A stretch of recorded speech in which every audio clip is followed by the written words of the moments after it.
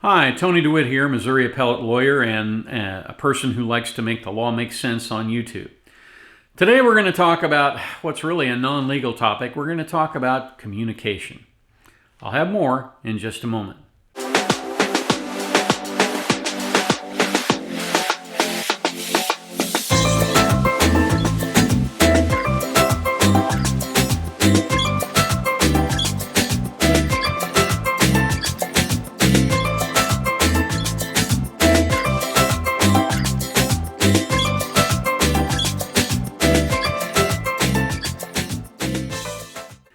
Have you ever found yourself basically at loggerheads with someone when you're trying to have a discussion?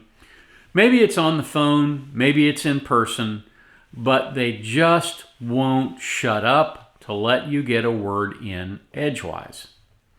That can be very, very frustrating. So how do you handle that? Well, the best thing you can do when people continue to ramble and scream and yell and shout, particularly if they're on the phone, is just be quiet. Let them talk. At some point, the storm blows itself out, right? The storm passes, and they do shut up. And you simply ask a question at that point. Is it my turn to speak now? And if you ask that question and you get a no, then you can say, we don't have anything further to discuss. And you end the conversation. Because communication only works when both people exchange information, not when only one of them does.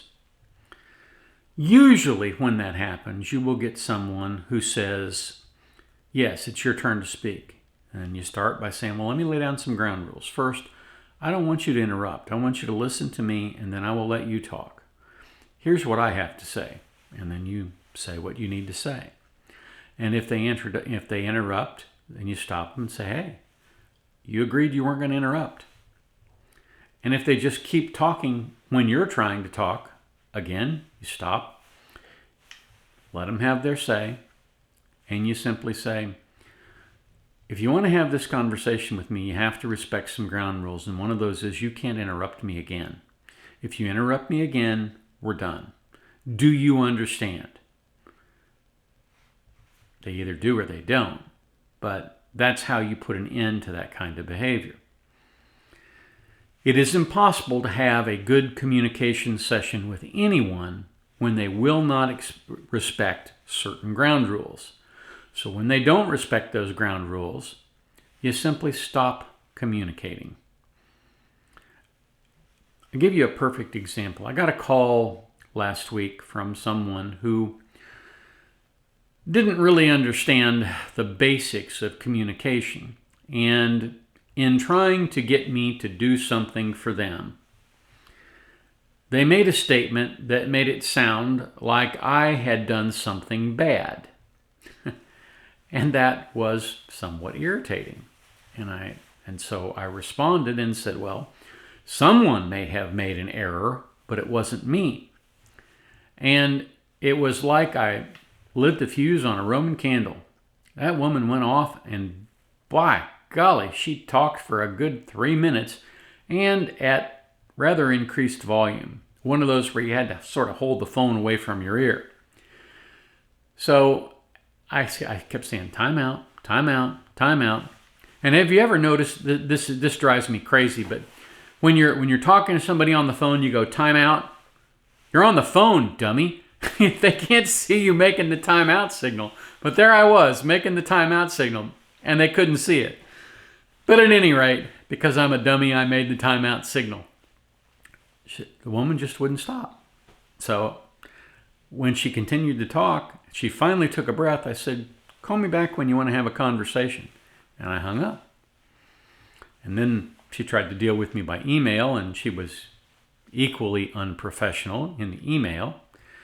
And so I just waited for somebody to call. I knew somebody would call at some point.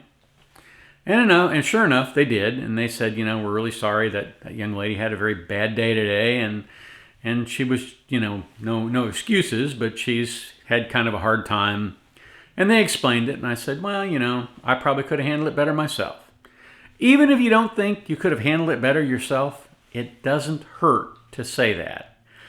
And the reason that you say that is because hopefully you'll have an opportunity to work with those people again. You should never shut doors permanently unless there's just absolutely no way you will ever work with that person again.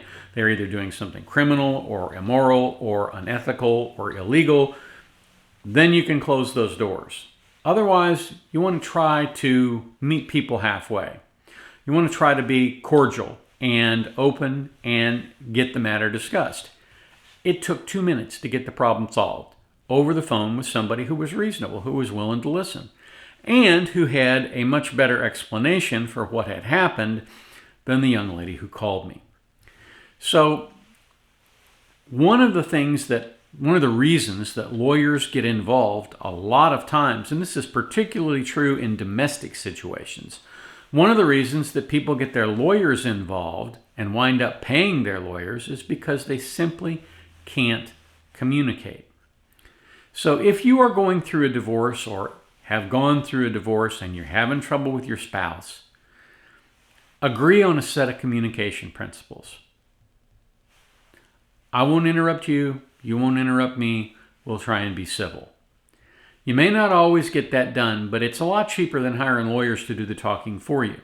As somebody once observed, talk is cheap until you hire a lawyer. So that's my communications wisdom for today.